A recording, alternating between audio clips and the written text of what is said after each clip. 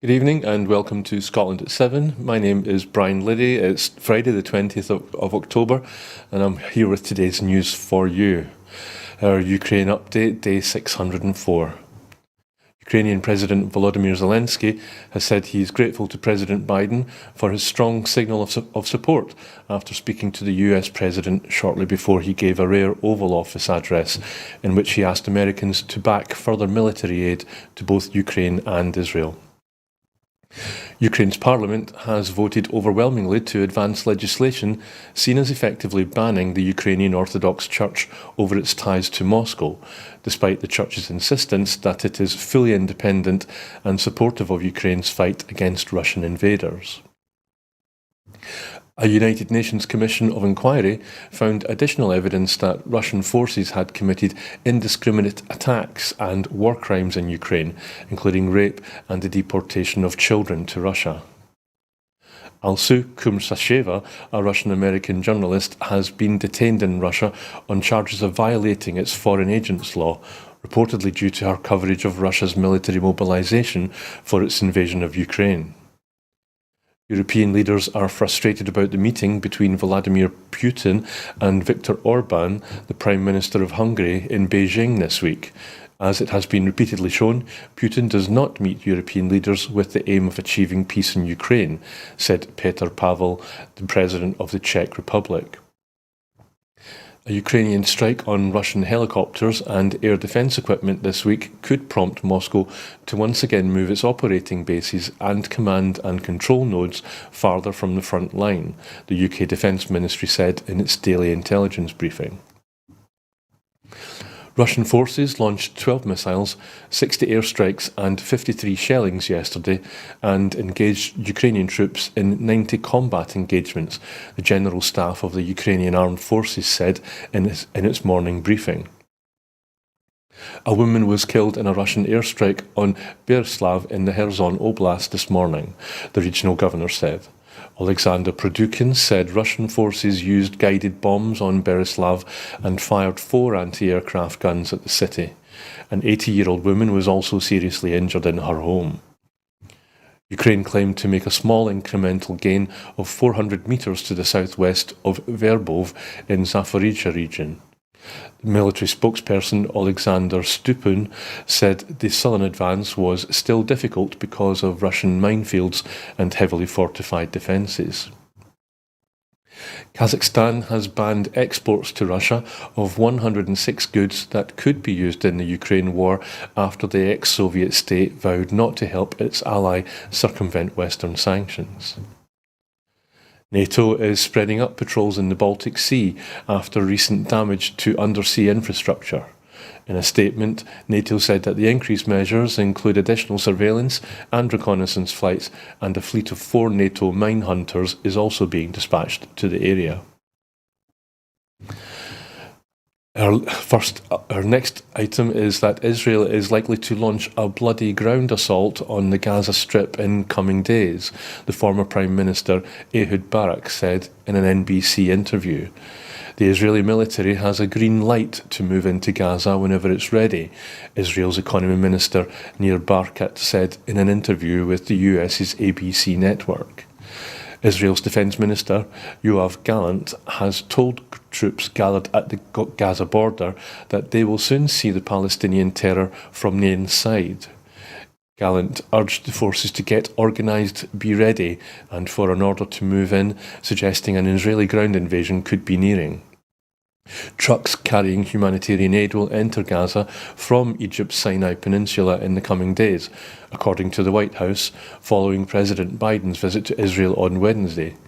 Biden said Israel had agreed to allow the opening of the Egypt-Gaza Rafah crossing to deliveries of desperately needed food, water and medical supplies on condition that the humanitarian assistance was not diverted by Hamas for its own use. Egyptian state media earlier reported that the Rafah crossing with Egypt would be opened on Friday to allow humanitarian aid into Gaza.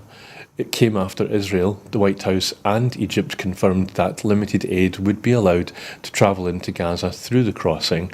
However, the Rafah crossing has not yet opened, as yet to allow the waiting convoy of humanitarian aid to the Gaza Strip. US officials now expect the first convoy of trucks carrying humanitarian aid will cross into Gaza from Egypt this weekend, possibly Saturday, the report says. The World Health Organization said its trucks were loaded and ready to go as soon as the Rafah crossing was opened. The World Health Organization Director, Dr. Tedros Adhanom Ghebreyesus, said the agency was gravely concerned about the health and well-being of civilians in Gaza. Lack of access to water is one of the biggest challenges in Gaza, according to the international charity Action Against Hunger, which is warning of a health crisis on the brink of explosion. The UN estimates that there are fewer than 3 litres of water per person each day for the 2.3 million people living in Gaza, half of whom are children who are at most at risk from water shortages and infections causing diarrhoea. UN Secretary-General Antonio Guterres has said Gaza needs aid at scale and on a sustained basis. 8 Palestinians were killed in an Israeli military operation in the Nur Shams refugee camp in the occupied West Bank city of Tulkarm, according to the Palestinian Health Ministry. At least 21 journalists have been killed since the outbreak of the Hamas-Israel war, according to the Committee to Protect Journalists. The Committee to Protect Journalists, the CPJ, reported that 17 Palestinian, 3 Israeli and 1 Lebanese journalist had died since the 7th of October. Egypt's President Abdel Fattah al-Sisi and Jordan's King Abdullah II have condemned the collective punishment of Palestinians in Gaza as they met in Cairo for talks on the Israeli-Hamas war. Sisi and King Abdullah also warned of the dangers of a regional spillover. More than 60 international charities, including ActionAid UK, Bond, CAFOD, Christian Aid, Islamic Relief, Médecins Sans Frontières UK, Oxfam GB and Save the Children UK have all signed a statement calling on the UK government to step up its efforts to secure an urgent ceasefire in Israel and Gaza. The Scottish Government's Resilience Room met again last night as the highest level red weather warning was expanded to further areas of Scotland. The meeting was chaired by the Deputy First Minister with Cabinet attendance including the First Minister. With impacts from Storm Babbitt increase in severity overnight and today, the Scottish Government and resilience partners updated the actions already underway to protect public safety and mitigate severe disruption that is anticipated. The Met Office red warning, which was valid between Thursday evening from 6 p.m. until this afternoon at 12 midday, has been expanded to cover Angus, South Aberdeenshire, Perth and Kinross and Dundee. People in these areas are urged not to travel and to stay at home, with exceptional levels of rain likely to result in significant disruption and danger to life.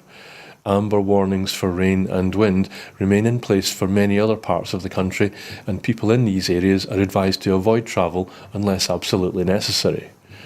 As Storm Babbitt continues to blast the north and east of Scotland today, a second red warning is now in place for Saturday for parts of eastern Scotland, where we could see a further 70 to 100 millimetres of rain, with the highest accumulations over hills.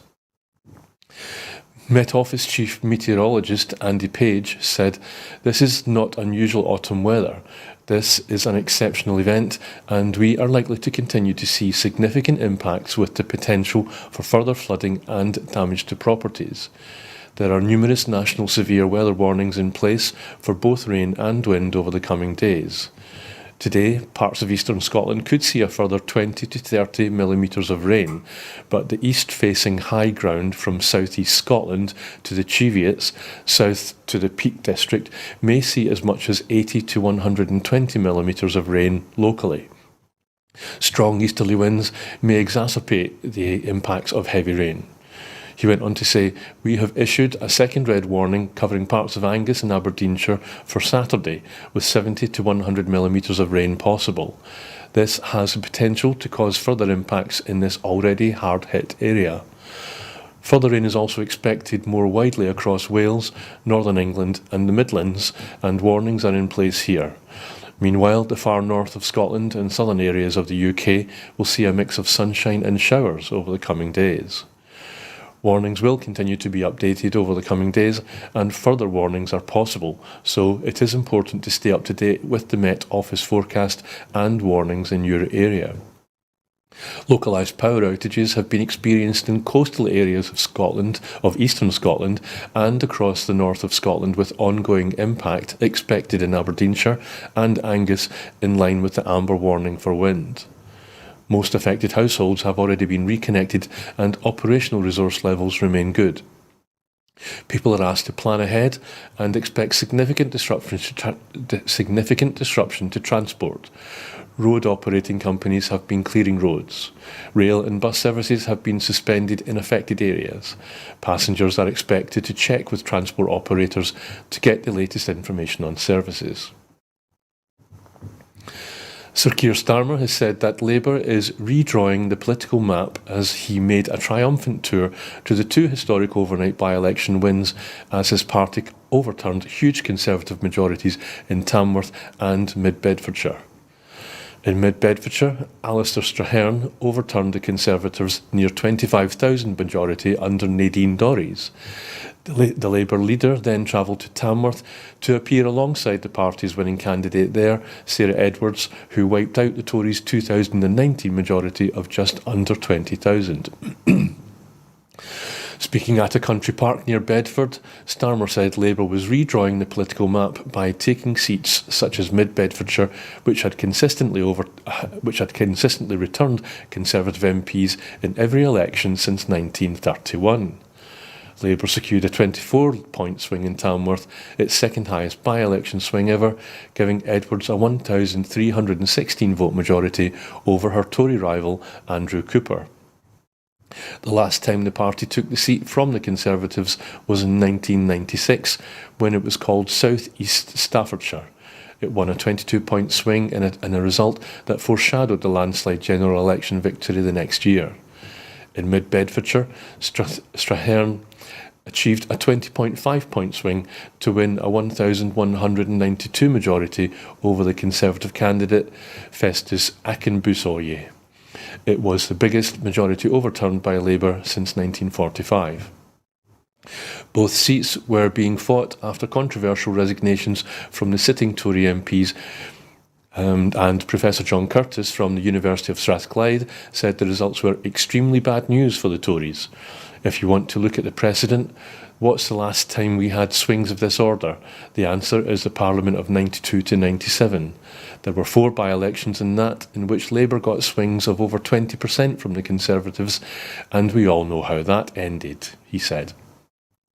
The Conservative vote collapsed in both seats, taking the party from 66% to 41% in Tamworth and from 60% to 31% in Mid-Beds. The Labour vote rose more moderately, however, with tens of thousands of 2019 voters apparently choosing to stay at home. Turnout in Tamworth was little more than half the level at the 2019 general election, and in Mid-Beds was about 2/3 of the 2019 level. The low turnout leaves the Tories with some hope that they may be able to recover some ground in time for the general election, which is likely to be held next year. The SNP has criticised the Labour Party, accusing them of being out of touch with hard-pressed families, after the Labour group on COSLA voted against the Scottish Government's proposal to freeze council tax bills across Scotland. At today's COSLA meeting, the Labour Party proposed a motion opposing the SNP's council tax freeze in substance, despite the Labour Party's finance spokesperson welcoming the move just 2 days ago, and last month, Scottish Labour leader Anas Sarwar had warned that increasing council tax would be making life harder for working people. The Labour motion was adopted on a 20 to 12 vote, with the Greens voting with Labour. Commenting, SNP economy spokesperson Drew Hendry MP said, The SNP's council tax freeze will help millions of families across Scotland who have seen their household budgets hammered by the Westminster cost of living crisis. It beggars belief that the Labour Party has voted to increase council tax bills and shows they are out of touch with hard-pressed families. Just 2 days ago, the Labour Party finance spokesperson admitted they welcomed the SNP's council tax freeze. Now they've voted against it. They are all over the place. The UK government has been given a short-term boost from public finances after official figures showed government borrowing is close to £20 billion lower than expected for the first 6 months of the current financial year. Excuse me. Official figures showed public sector net borrowing in the 6 months to the end of September came in £19.8 billion below the forecast made by the Office for Budget Responsibility at the March budget. Experts played down the potential for pre-election tax cuts or higher spending amid fears that a sharp rise in government borrowing costs would make it harder for the Chancellor to meet his debt-cutting targets in 5 years' time. With next month's autumn statement looming, Chancellor Jeremy Hunt said interest payments on government debt were twice as high last year compared with a year earlier and hinted that he had little room for manoeuvre. At the March budget, the Chancellor had £6.5 billion of headroom against the government's self-imposed target to reduce the national debt as a percentage of GDP by the fifth year of the OBR forecast. However, economists warn that soaring debt interest costs could make it harder to meet. Figures from the Office for National Statistics showed public sector net borrowing came in at £14.3 billion in September. That's £1.6 billion lower than the same month a year ago and below the estimates of city economists. However, it was the sixth highest September deficit since monthly records began in 1993. Public sector net debt, the sum of every annual borrowing figure, rose to 97.8% of gross domestic product or GDP, 2.1 percentage points higher than the same month a year earlier, to continue at one of the highest levels since the 1960s. September's borrowing figure was influenced by a larger than expected fall in the retail prices index measure of inflation, to which index-linked government borrowing is pegged. This helped to reduce the Treasury's debt servicing costs. The Exchequer also benefited from a big increase in tax receipts, helped by the government's 6-year freeze, 6-year freeze on income tax thresholds. Known as fiscal drag, the policy leads to more individuals paying higher rates of income tax. Interest rates have risen significantly more than forecast by the OBR in March, amid persistent inflationary pressures, leading to 14 consecutive increases in the Bank of England base rate and an uptick in long-term borrowing costs on the international markets. The UK's long-term borrowing costs rose today, with the yield or interest rate on UK 30-year government debt reaching the highest in 25 years. The yield on the benchmark 30-year gilt hit 5.13%, which is the highest since 1998, amid a wider sell-off in government bonds. Excuse me.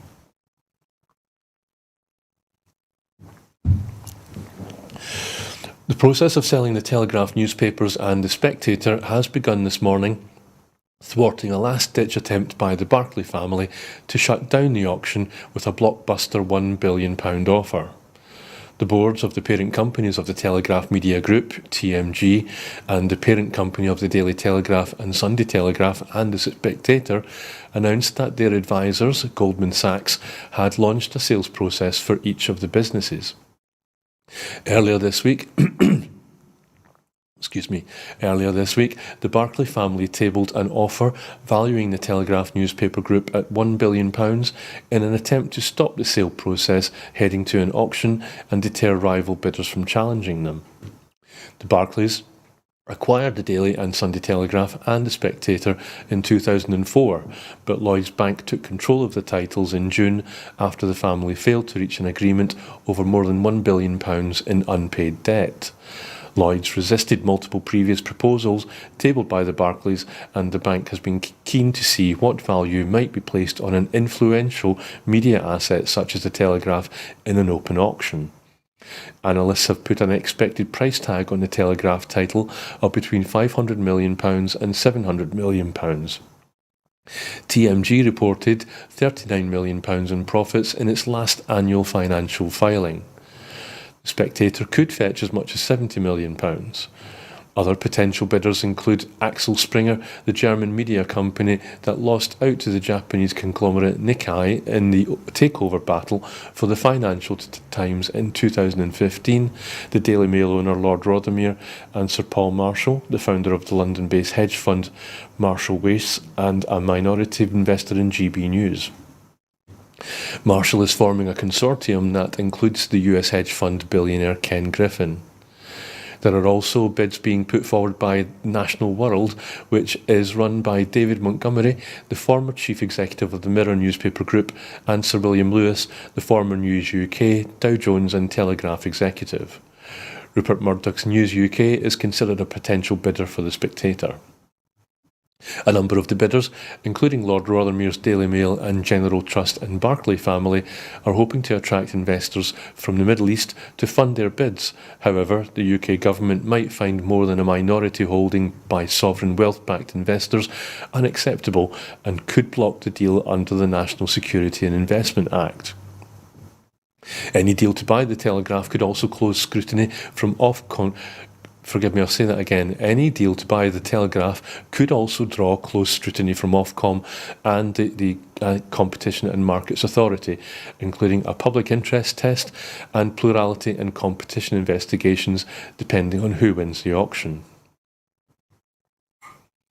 The leaderless US House of Representatives was plunged deeper into chaos on Thursday after Republicans refused to coalesce around a speaker and the plan to empower an interim speaker collapsed.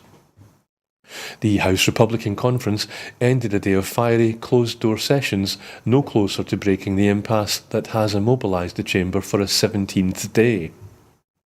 The party's candidate for Speaker, Congressman Jim Jordan of Ohio, vowed to press ahead, scheduling a long-delayed third vote on his nomination for today.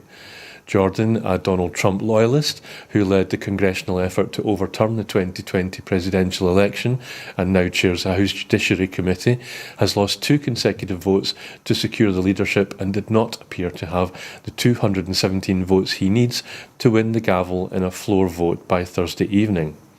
Earlier, Jordan had briefly reversed course and hacked a novel bipartisan proposal to expand the authority of the temporary Speaker, a position currently held by Patrick McHenry of North Carolina, for the next several months as Jordan worked to shore up support for his bid. But a group of hard-right conservatives rejected the move, arguing that it would be effectively ceding control of the floor to the Democrats. The Democratic saga to elect a new Speaker began earlier this month with the unprecedented ousting of Kevin McCarthy, a move backed by 8 far-right Republicans after he relied on Democrats to pass legislation that would fund the government and avert a shutdown. In a secret ballot, the Republican conference initially nominated Congressman Steve Scalise to replace McCarthy, choosing the number 2 House Republican over Jordan, a founding member of the ultra-conservative Freedom Caucus. But Scalise withdrew when Jordan's far-right allies refused to coalesce around him. Jordan emerged as the party's second choice to be Speaker, but his candidacy ran headlong into opposition from more mainstream members wary of elevating a political flamethrower and Trump loyalist to a position that is second in line to the presidency. Wars raging in Ukraine and Israel and a government funding deadline looming had Republicans desperate to move forward. With the majority party deadlocked, a bipartisan group of lawmakers began to explore the possibility of expanding the powers of the acting Speaker, McHenry, thereby allowing the chamber to take up urgent legislation.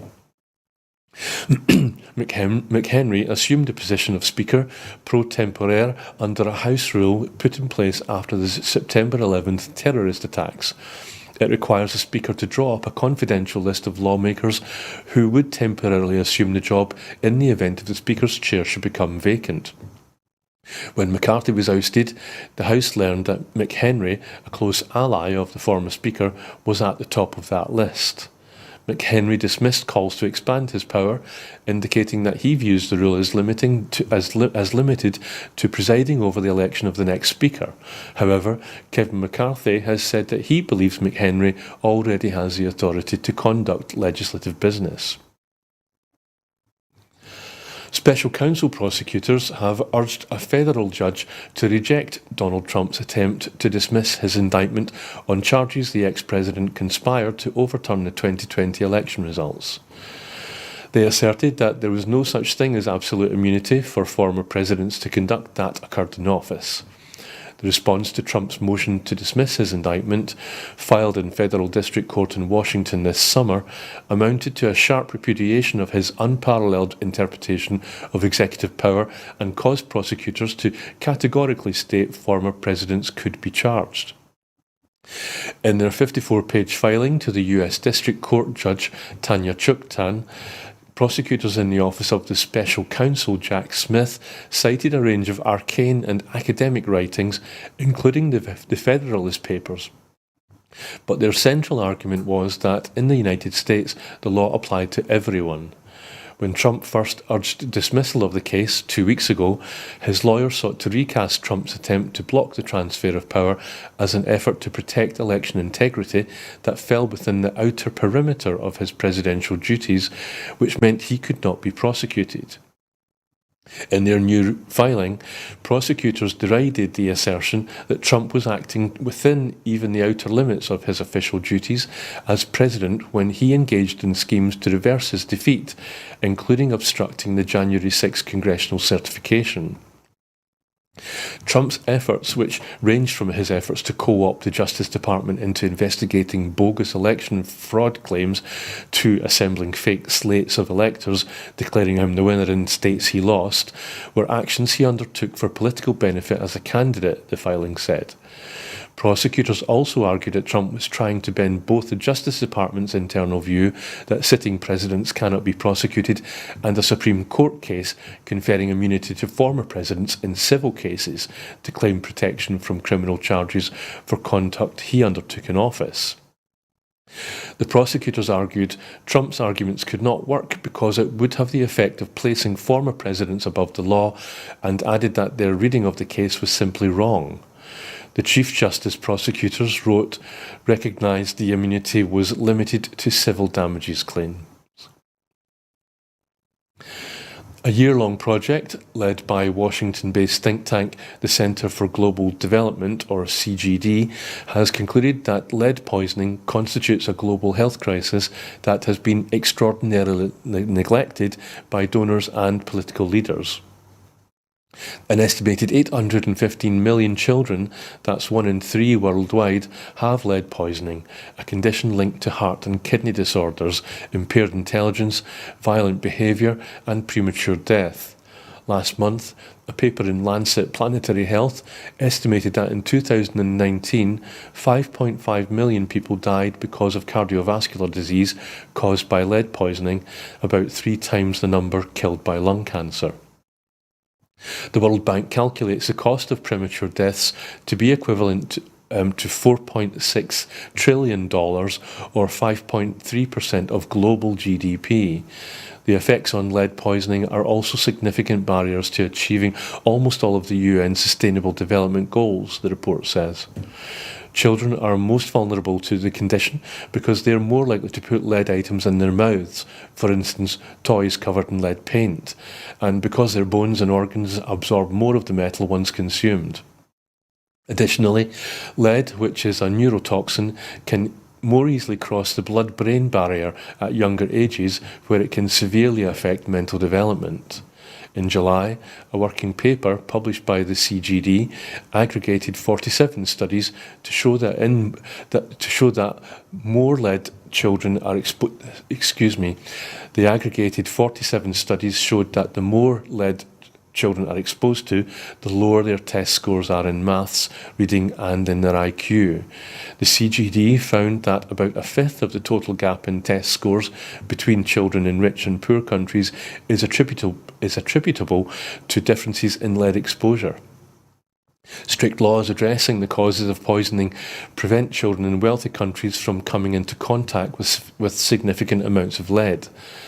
That is not the case in poorer countries, where the metal continues to be used in commercial products such as paint, traditional medicines and spices, as well as cookware glazed in lead, which can leach into food.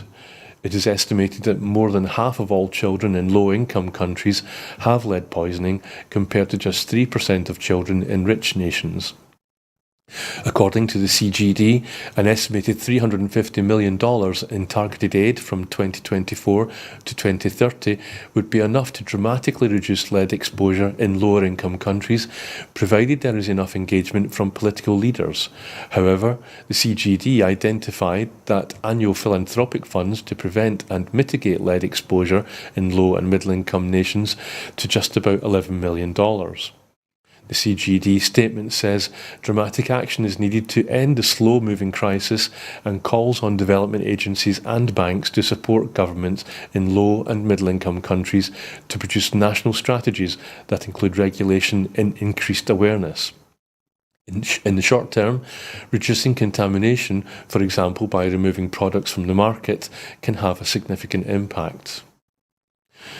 Well, that was it for this evening, but before I go, I just want to remind you that here at Broadcasting Scotland, we depend on the generosity of our supporters. So to everyone who has donated and to everyone who has signed up to make a regular monthly payment, we thank you very much. Our programmes will always be free to view. However, if you can afford £5 a month, please do consider becoming a Broadcasting supporter. A Broadcasting Scotland supporter even. Our need to reach our 30,000 target to pay our bills is still pressing. However, the generosity of you, our supporters, has given us a little more time. We've now raised over £19,200 and we are able to continue making programmes with that money for the next few weeks, but we still need to raise the remaining £10,800 really urgently. But on that note, I'll say good night, thank you for watching and have a good weekend.